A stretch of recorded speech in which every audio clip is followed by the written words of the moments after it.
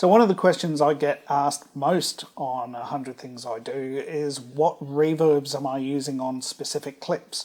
So today I thought we will go through my most used reverbs, and I'm going to do this in two parts. So today will be part one, and we're going to concentrate mostly on the software reverbs today. And the next episode of this will of course be focused on the hardware reverbs in the studio. So I've created a patch on the Nordlead 2X. Now, this is one of my favourite synths of all time for atmospheric sounds. The way it picks out harmonics while it's actually going through its filter. So I've got that, I've got the sound, let's have a listen.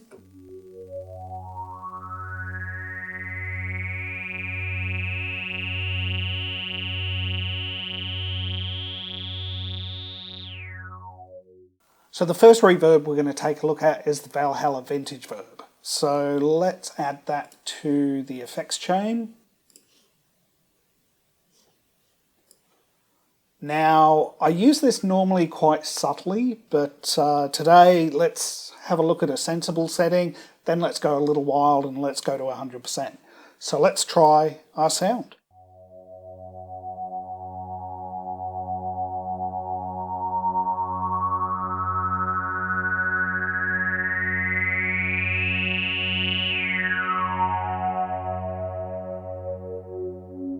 Quite nice. So obviously you can go absolutely huge with the reverb. Normally I find somewhere between 2 and 4 seconds is pretty much what I'm going for. Like I say, let's go for 100%.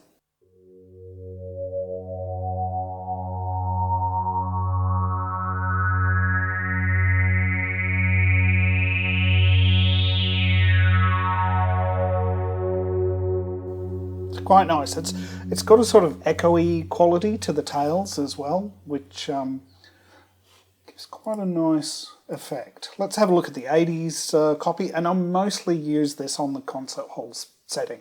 It's just the mode I like. Let's have a look at the 80s.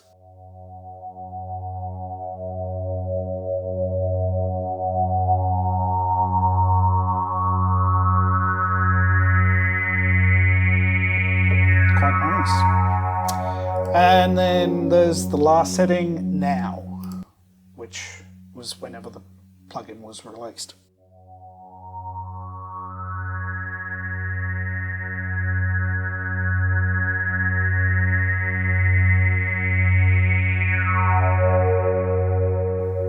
So quite nice, quite a bit of unique flavouring in there. Some people say it's emulation of the Valhalla 224 and 480, but it really doesn't sound like those reverbs, at least to my ears. Alright, so the next reverb I use a lot is the Eventide Black Hole. So the challenge you're going to have with the Black Hole is it's such a characterful reverb that it's very easy to overuse it, and I've been guilty of this in the past. Getting it just to the right amount is exactly where you want to be. So let's have a listen.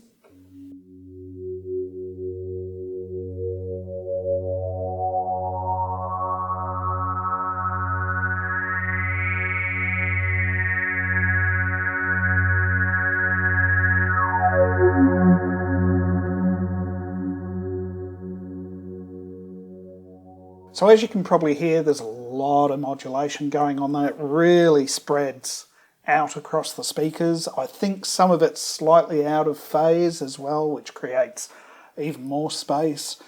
I normally use this mostly on the preset that comes up when you launch the reverb. There are some really good presets in here, but normally that's exactly the sound when it loads up that I'm actually after when I load this reverb. So once again, let's go to 100%. Let's get rid of you. Let's go to 100% and let's hear our sound.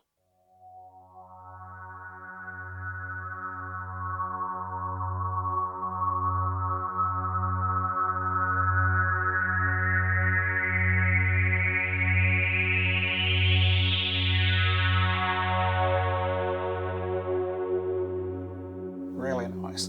Now, I'm going to get a bit off track here and just go into one of the effects chains I use this in, and especially on the early Buchla videos, you'll find me using this effects chain quite a lot.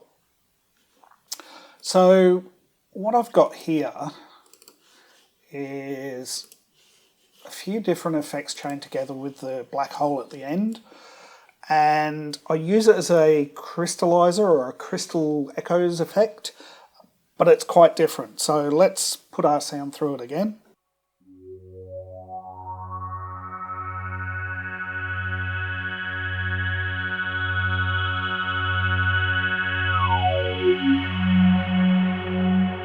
So you can hear it's got that sort of crystallizer sound, it's got those high pitch frequencies which I'm creating with a mix of the delay, and the delay is actually doing a pitch shift at the same time. So if I play,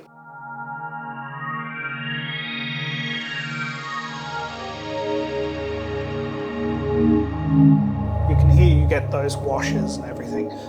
I'll go into creating interesting effects chains at some point in the future, but right at the moment, let's get back to another of the reverbs I use. So the next one I'm going to load up is the Soundtoys Little Plate. This is an awesome reverb. I normally use it sometimes on drums, but more as an effector. So let's have a listen to this one. Let me turn off the crystal echoes.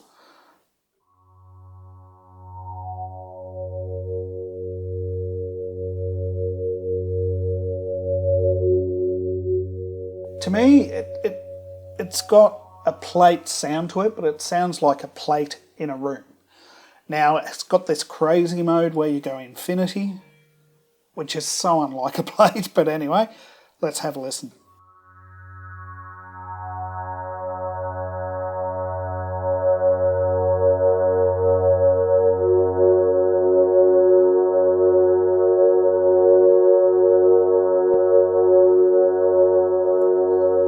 So obviously you'd have to use that very carefully, but it's a really interesting effect. The last one I'm going to touch on today is Valhalla Room.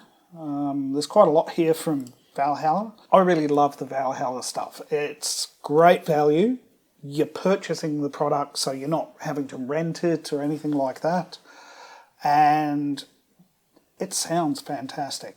So I normally use Valhalla Room for my drums, things like that. I usually use it on really tight sort of reverbs. So let's take a listen to the Valhalla Room.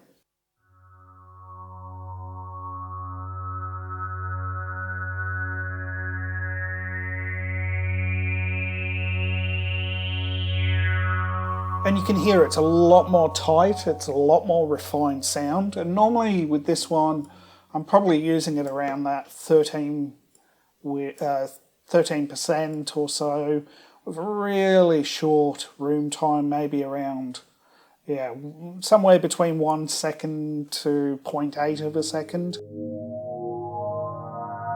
Just to give a little flavour in the background. Let's have a look what that's actually doing.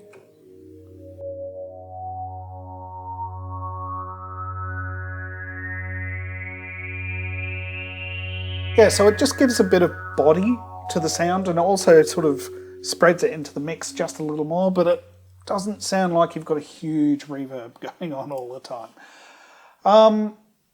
As a last bit of craziness, let's have a look at what they would all sound like if I turn them all on at the same time. So let's have a listen. I just better check that plate is not still on crazy mode.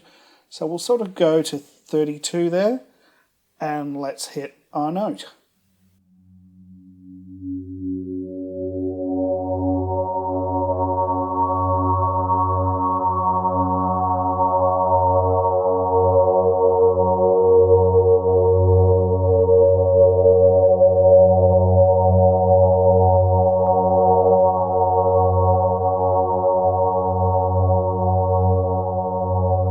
So that's going to drone on for quite a while, I suspect. So thank you for watching. I hope you found that interesting. I will be covering the hardware reverbs next time, as I promised. And then, like I said, we'll go into creating some effects chains, and I'll probably mix that in with one of the throw out the preset videos. So thank you for watching, and I'll see you next time.